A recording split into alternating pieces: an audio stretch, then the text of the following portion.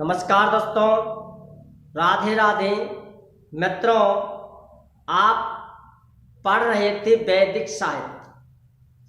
वैदिक साहित्य में आज का टॉपिक है और वो है सामवेद। कौन सा वेद? सामवेद। मित्रों, सामवेद को प्रारंभ करने से पहले हम GIS विद्यालय की तरफ से आपसे निवेदन करना चाहते हैं कि आप इस चैनल को अपने मित्रों के लिए अधिक से अधिक ज़्यादा से ज़्यादा शेयर करें। जो मित्र, जो बंधु, जो विद्यार्थी पहली बार इस पर आए हैं या पहली बार इस चैनल को देख रहे हैं तो वो इस चैनल को सब्सक्राइब करें। यदि क्लास पसंद आती है, इसमें कुछ आपको कुछ बहुत ही अच्छा यदि मिलता है तो आप लाइक करें और बेल का जो आइकन है उसे भी अवश्य दबाएं। तो मित्रों, ये है सामवेद। साम जो वेद है, ये सभी वेदों में मुख्य वेद माना गया है। साम जो वेद है, इसका वर्णन तीनों ही बचे हुए वेदों में मिलता है। ऋग्वेद, यजुर्वेद और अथर्ववेद, तीनों ही वेदों में इस साम का वर्णन मिलता है। देखिए, बृहद देवता और आचार्य सायन। बृहद देवता में या बृहद देवता के अनुसार और आचार्य सायन के अनुसार ये लिखा है कि सामान्य यो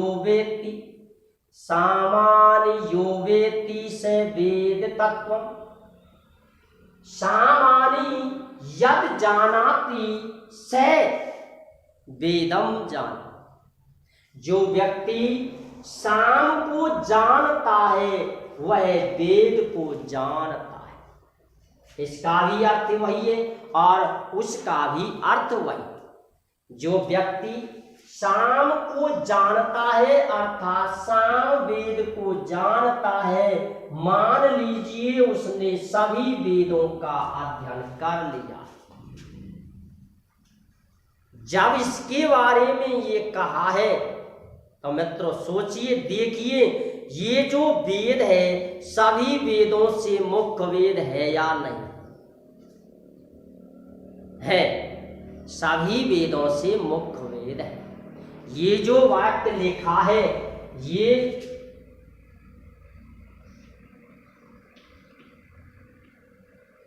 बृहद देवता और सायन, इनके अनुसार यह कहा गया है कि जो व्यक्ति इनमें से किसी का नाम रखकर वो पूछ सकता है।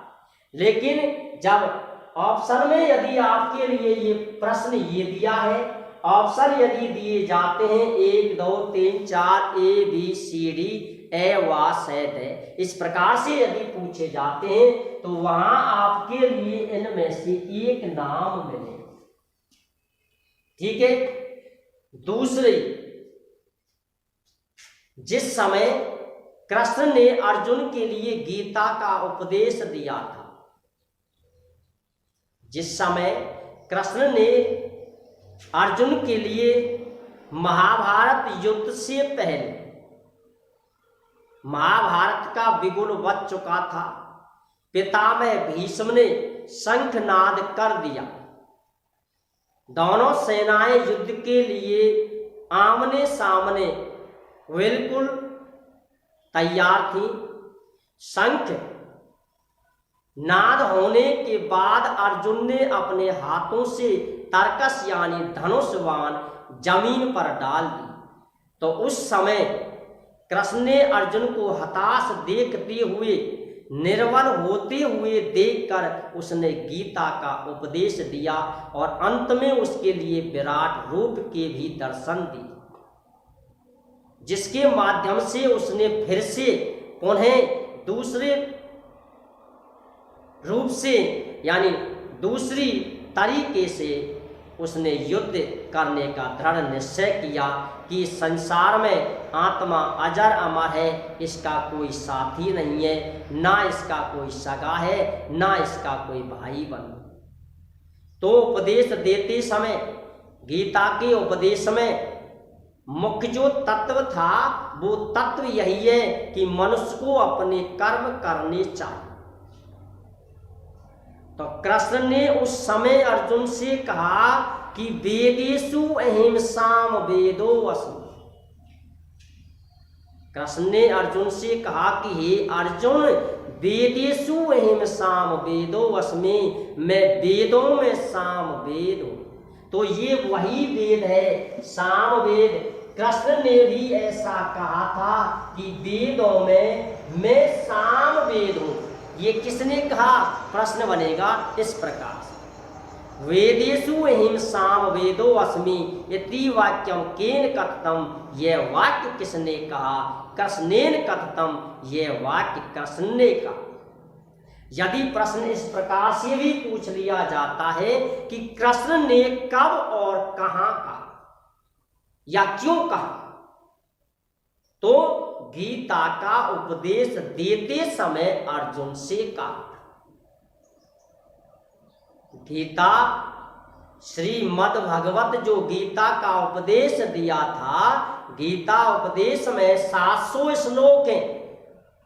ये भी प्रश्न आगे आएगा, लेकिन पहले सुन लें। गीता में 700 श्लोक हैं, जो प्रश्न आज से 3 वर्ष पहले आ चुका।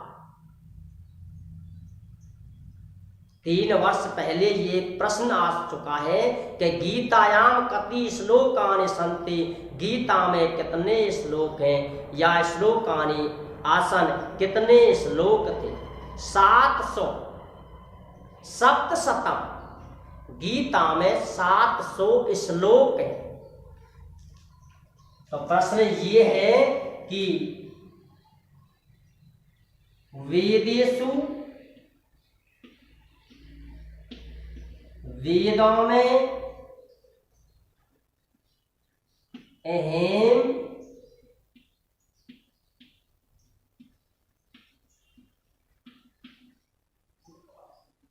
साम वेदो अस्मि, वेदों में मैं साम वेद हूं। यह वाक्य किसने कहा? यह वाक्य कृष्ण ने कहा। विभक्ति जिस प्रकार से वो पूछता है उसी प्रकार की विभक्ति आप लगाते हुए चल। ठीक है बंधु। पहला प्रश्न, जो व्यक्ति वेद को जानता है वह संपूर्ण वेद के सार को जानता है, अर्थात जिसने साम पढ़ लिया उसने चारों वेदों को पढ़ लिया। इसके कहने का ढंग, भाव और तरीका है। दूसरा प्रश्न, वेदों में मैं साम वेद हूं, यह वाक्य किसने कहा? यह वाक्य कृष्ण ने कहा। किसने कहा है? कृष्ण ने। अब देखिए, साम का जो अर्थ है वो साम का अर्थ है गान। साम का जो अर्थ है वो अर्थ है गान। इसीलिए बंधुओं, गानमयी रचना को हम साम वेद कहते हैं। गानमयी रचना को हम साम वेद कहते हैं, पद्यमयी रचना को हम ऋग्वेद कहते हैं, और गद्यमयी रचना को हम यजुर्वेद कहते हैं। साम का अर्थ क्या है? गान। इसलिए गानमयी रचना को हम क्या कहते हैं? सामवेद, या सामवेद के गानमयी रचना। प्रश्न किसी भी प्रकार से वो पूछ सकता है। यानी ऋग्वेद जो था उसमें श्लोक दिए थे। ठीक, इन इन श्लोकों को गीत में प्रकट किया गया, यानी गाने के माध्यम से दर्शाया गया या प्रदर्शित किया गया। तो ये जो श्लोक हैं, इनमें गीत के द्वारा यानी गाने के द्वारा इन श्लोकों में लय डाली गई, ताल स्वर डाली, यानी लय इसमें डाली गई, गाने के स्वर इसमें दिए गए, इसीलिए इसको हम गानमयी रचना करते हैं। बंधुओं, अब इसमें प्रश्न आ गया कि उसमें जो गाने का जो स्वर दिया गया, गाने की जो लय दी गई थी, वो लय थी गायत्री छंद, यानी लय जो थी और वो थी गायत्री। इसीलिए पहली जो छंद है वो वैदिक साहित्य की पहली जो छंद है वो है गायत्री। इसके बाद छंद, एक छंद आई थी त्रिष्टुप और उसके बाद अनुष्टुप छंद, यानी ये 8 वर्ण वाली छंद है, ये वैदिक छंद है।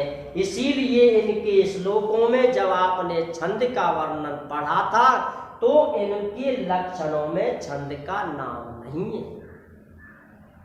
इसीलिए ये वैदिक छंद है। और जिनमें छंद का नाम दिया है वो वैदिक छंद नहीं है। वो कौन सी छंद है? वो लौकिक छंद। वो कौन सी छंद है? वो लौकिक छंद है। तो फिर से इसी क्रम में आपको आना है। जो वेद को साम को जानता है वो है क्या है? वेद को जानता है। वेदों में मैं साम वेद हूं। यह वाक्य किसने कहा? यह वाक्य कहा था किसने? कृष्ण ने कहा था। किसने कहा था? कृष्ण ने। ये जो साम जो वेद है, ये जो साम वेद है, ये अर्वाचीन नहीं है। ये जो साम वेद है ये अर्वाचीन नहीं है, ये प्राचीन काल से चला। ये साम गान जो है वो अर्वाचीन नहीं है, ये प्राचीन काल से चलता हुआ आ रहा है। कब से चलता हुआ आ रहा है? प्राचीन काल से। अब देखिए, ये जो सामवेद है, ये जो सामवेद है, इसे हम ब्रह्मा के बाल मानते हैं। ये इसका अगला प्रश्न। ब्रह्मा के बाल क्या है? सामवेद। ब्रह्मा के बाल क्या हैं? तो आपको लिखना है सामवेद। क्या लिखना है? सामवेद। अब देखिए, इसकी सामवेद जो है, इसकी शाखा है 3। सामवेद की जो शाखा है, उन शाखाओं की संख्या है 3। कितनी है? 3। जैसे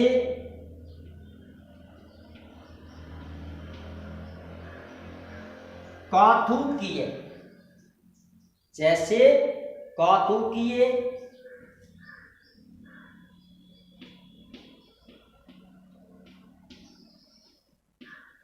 जैमिनीय, कौतुकीय, और अगली शाखा है जैमिनीय, और तीसरी जो शाखा है वो है राणायनी।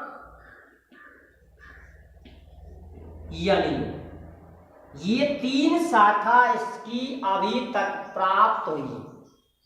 यह सामवेद की आज तक अभी तक मात्र 3 शाखा प्राप्त हुई हैं। उन शाखाओं के नाम है कौतुकीय, जैमिनीय और राणायनी। ब्रह्मा के जो बाल हैं, साम को ही ब्रह्मा के बाल माने जाते। ये जो सामवेद है, ये जो सामवेद है, ये 2 प्रकार का होता है। कितने प्रकार? 2 प्रकार।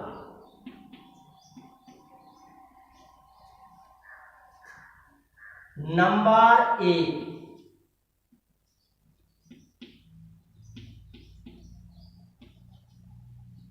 अर्चिकम, और नंबर, ये जो सामवेद है ये 2 प्रकार का होता है।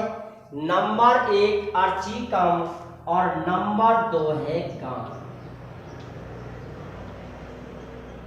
यानी गान। सामवेद 2 प्रकार का होता है, अर्चिकम और गान। कितने प्रकार का है? 2 प्रकार का, अर्चिकम और गान। ये जो अर्चिकम है, ये जो अर्चिकम है, ये 2 प्रकार का है। कितने प्रकार का? 2 प्रकार।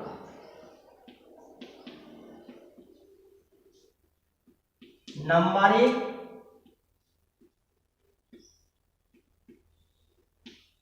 पूर्वार्चिकम और नंबर 2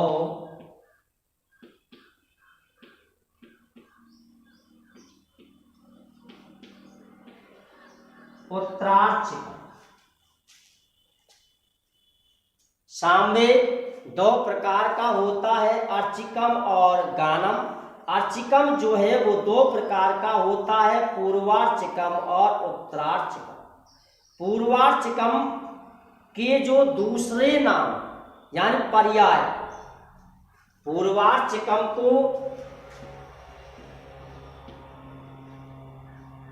छंद, छंदसी और छंदसिका। पूर्वार्चिकम को छंद, छंदसी, छंदसिका आदि नामों से जाना जाता। पूर्वार्चिकम जो है उसके ये 3 पर्याय शब्द हैं, जिनका नाम है छंद, छंदसी और छंदसिका। क्या नाम है? छंद, छंदसी, छंदसिका। ये किसका भाग है? ये पूर्वार्चिकम का भाग है। जो ये सामवेद है ये 2 प्रकार का होता है, अर्चिकम और ज्ञानम। अर्चिकम 2 प्रकार का होता है, पूर्वार्चिकम और उत्तरार्चिकम। पूर्वार्चिकम के जो पर्याय शब्द है वो है छंद, छंदसी और छंदसिका। पूर्वार्चिकम जो है वो मुख्य रूप से इसके जो भेद हैं, पूर्वार्चिकम के जो भेद हैं वो 4 भेद, चत्वार भेदा।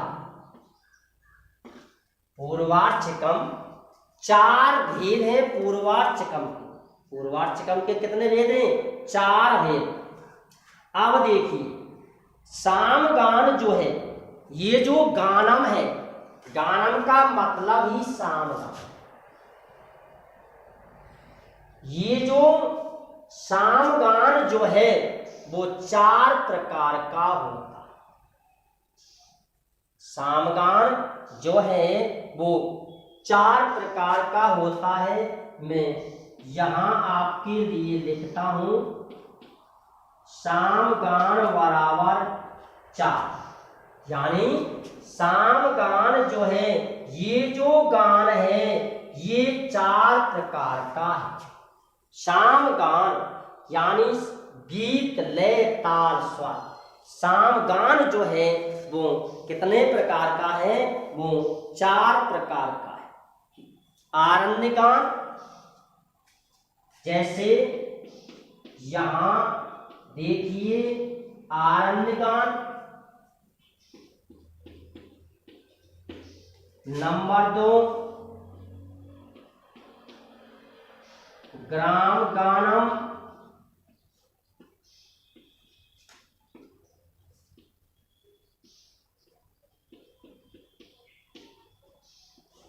ऊहे गानम, आरण्य गानम, ग्राम गानम, ऊहे गानम और चौथा है ऊहा गानम। इस प्रकार से ये जो सामगान है, सामगान 4 प्रकार का होता है। आरण्य गानम, ग्राम गानम, ऊहे गानम और ऊहा गानम। कितने प्रकार का होता है? 4 प्रकार का होता है। आरण्य गानम, ग्राम गानम, ऊहे गानम और ऊहा गानम। ये जो सामगान है, ये जो सामगान है, ये सूत्रों के अनुसार, किसके अनुसार? सूत्रों के अनुसार। यानी सूत्र के अनुसार ये जो सामगान है, ये सामगान जो है किसके अनुसार? सूत्रों के अनुसार। प्रश्न तो है, सामगान कथता भवति, सामगान कितने प्रकार का होता है? तो आपको लिखना है चतुर्धा, आरण्य गानम, ग्राम गानम, ऊहे गानम और ऊहा गानम पर। किंतु सूत्रों के अनुसार, सूत्रानुसार, सूत्रों के अनुसार सामगान कथता भवति, सूत्रों के अनुसार सामगान के कितने प्रकार? सूत्रों के अनुसार सामगान के कितने प्रकार हैं? और वो प्रकार है 5। सूत्रों के अनुसार सामगान जो है वो 5 प्रकार का होता है। कितने प्रकार का? 5 प्रकार का होता है। जैसे मैं देखिए, नंबर 1 प्रस्ताव। पहला है प्रस्ताव, पहला है प्रस्ताव। दूसरा है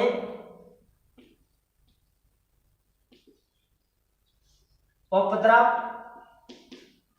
पहला है प्रस्ताव, दूसरा है उपद्रव, उपद्रव ये दूसरा है। तीसरा है उद्गीत।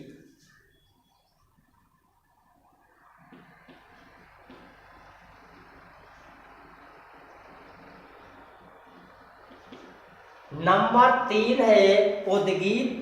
नंबर 4 है प्रतिहार।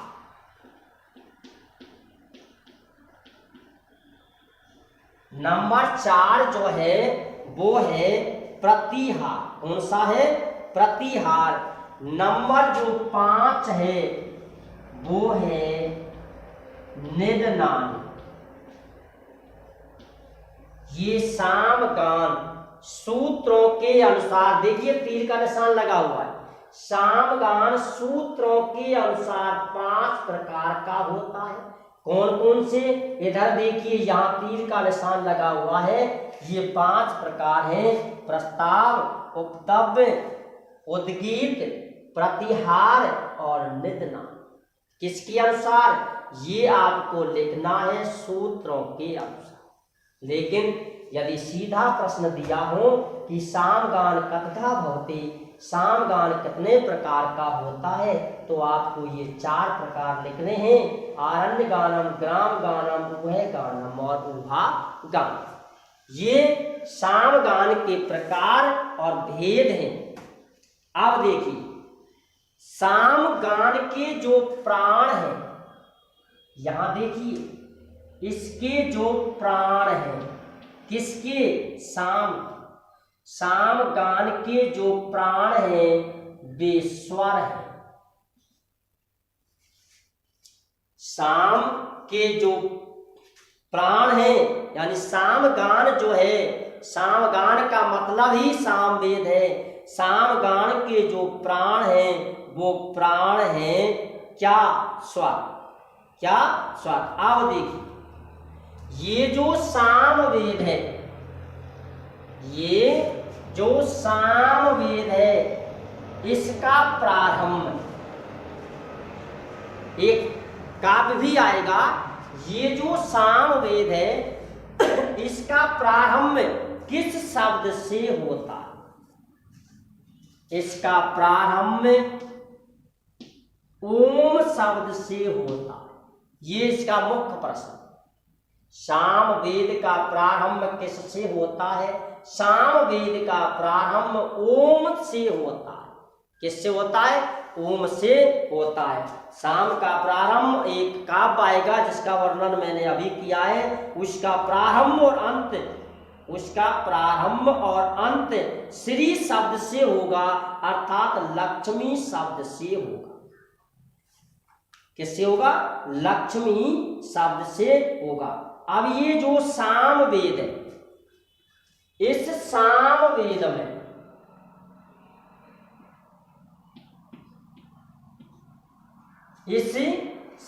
वेद में जो मंत्र हैं, साम वेद में जो मंत्रों को दिखाया गया है, साम वेद में मंत्रों की जो संख्या दी हुई है, वो संख्या दी हुई है कितनी?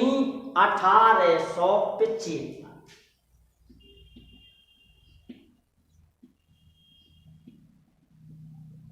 साम वेद में मंत्र हैं 1875। कितने मंत्र हैं? 1875। ये जो मंत्र हैं 1875, इनमें जो पूर्वार्चकम के जो मंत्र हैं उनकी संख्या है 650। पूर्वार्चकम के जो मंत्र हैं उनकी संख्या है कितनी? 650। और उत्तरार्चकम में जो मंत्रों की संख्या है, पूर्वार्चकम में ये जो 1875 है, इनमें से 650 मंत्र तो हैं पूर्वार्चकम। ठीक, अब कितने बच गए? 1225। ठीक, 1225 ये मंत्र हैं उत्तरार्चकम। देखिए, कुल मंत्रों की संख्या है 1875, पूर्वार्चकम में मंत्रों की संख्या है 650 और उत्तरार्चकम में मंत्रों की संख्या है 1225। इस प्रकार से कुल मंत्र यदि पूछे जाते हैं तो कुल मंत्रों की जो संख्या है वो है 1875। कितने? 1875। उत्तरार्चकम जो है इसमें 9 प्रे पाठक है। उत्तरार्चकम में जो प्रे पाठक हैं, किसमें? उत्तरार्चकम में। यानी ये जो साम जो है वो 2 प्रकार का है। अर्चकम के 2 भाग है, पूर्वार्चकम और उत्तरार्चकम। ये जो पूर्वार्चकम है इसमें प्रपाठकों की संख्या है 9। पूर्वार्चकम में प्रपाठक हैं, प्रपाठकों की संख्या है 9। पूर्वार्चकम में प्रपाठकों की जो संख्या है वो संख्या है 9। पहले जो 5 प्रपाठक हैं उनके 2-2 भाग। पहले जो 5 प्रपाठक हैं उनके 2-2 भाग हैं, जो प्रपाठकार कहे जाते हैं। प्रपाठकार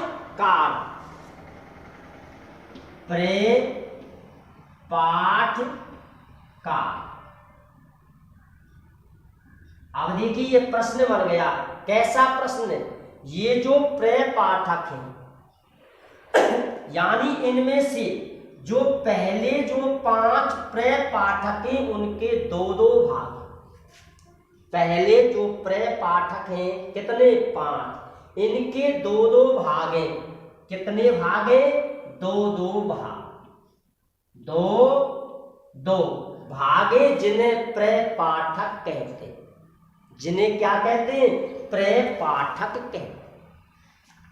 ये जो पूर्वार्चकम है इसमें 9, ये लिखा हुआ है 9 प्रपाठक हैं, जिनमें पहले जो 5 प्रपाठक हैं उनके 2-2 भाग हैं, जिन्हें प्रपाठ कार्ड कहते हैं। जिन्हें क्या कहते हैं? प्रपाठ कार्ड कहते हैं। क्या कहते हैं? प्रपाठ कार्ड कहते हैं। उत्तरार्ध। अब ये जो है साम की जो ऋचाएं हैं वो ऋग्वेद से संकलित है, परंतु कुछ ऋचाएं इनसे अलग हैं। इनमें 99 ऋचाएं एकदम बिल्कुल नई है। कैसी है? नई। यानी ये जो सामवेद इसकी जो ऋचा है, इसकी जो ऋचा है ये ऋग्वेद की, अधिकांश किसकी है? ऋग्वेद। कुछ अलग है, ये कुछ ऋचा अलग है जिनकी संख्या है 99। ये नई ऋचा है। आप ध्यान रखें, सामवेद की जो ऋचा है वे सभी ऋचाएं ऋग्वेद से ली गई हैं, लेकिन कुछ ऋचाएं अलग हैं। उन ऋचाओं की कुल संख्या है 99 यानी 99। उन ऋचाओं की जो संख्या है वो संख्या है कितनी? 99। तो बंधुओं, मित्रों, मेरे दोस्तों, विद्यार्थियों, इस प्रकार से ये सामगान आज समाप्त हो चुका। एक बिंदु अनेक प्रश्न। अब देखिए, संख्या तो मेरे पास नहीं है, लेकिन कम से कम इसमें 40 या 45 प्रश्न बनकर तैयार हुए एक ही बिंदु से। ज्यादा भी बन सकते हैं, कम भी बन सकते हैं। इस प्रकार से आप इसका अध्ययन करें। ये वैदिक साहित्य का तीसरा वेद है जिसका नाम है सामवेद, जो सभी वेदों से बड़ा ही मुख्य वेद है। इसमें जो मंत्रों की जो संख्या है वो है 1875। इसका जो प्रारंभ होता है वो किससे होता है? ओम शब्द से होता है। ये वेद चारों ही वेदों में बड़ा ही मुख्य वेद है। ठीक है बंधुओं, गुड बाय, नमस्ते, राधे राधे।